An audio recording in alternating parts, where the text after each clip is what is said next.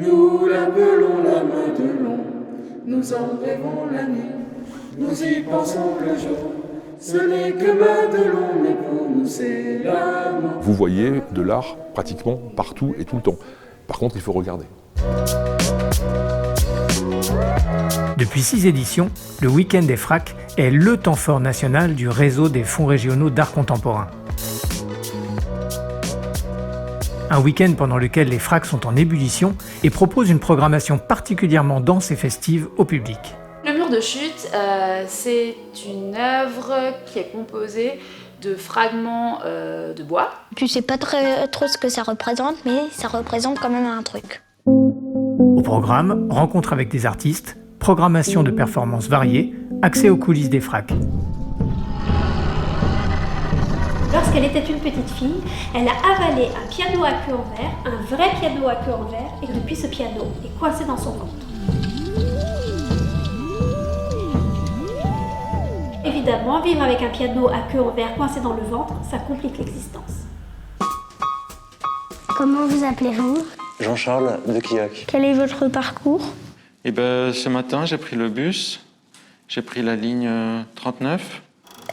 Quel était votre parcours pour devenir artiste ? Ah, c'est une longue histoire.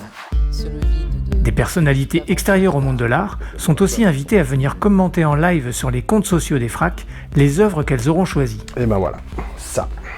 Une œuvre de Robert Maurice qui s'appelle Untitled, ça veut dire sans titre.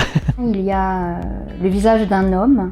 Le dessin est extrêmement précis. Sportifs, scientifiques, activistes politiques ou encore commerçants voisins des Fracs poseront un regard inattendu sur la création contemporaine. Comme si on avait enregistré une longue conversation qu'on essaie de retranscrire, mais en fait, on ne peut pas la comprendre, on ne l'entend pas. Ils entraîneront avec eux un large public non spécialiste pour déceler tout le potentiel d'émancipation et de liberté porté par les œuvres. C'est un peu l'homme qui tourne sur lui-même, mais c'est pas l'homme qui a une direction hors de lui-même, il lui manque un peu d'altérité. C'est aussi ce que j'apprécie avec l'art, c'est le fait de toujours pouvoir en découvrir.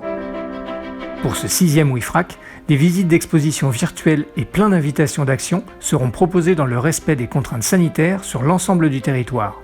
Mes sculptures, en fait, elles ont besoin de parcourir le territoire pour exister. Et bien entendu, des œuvres seront présentées en plein air pour rencontrer l'art en vrai, là où c'est encore possible. À bientôt et passez le message. Arrête.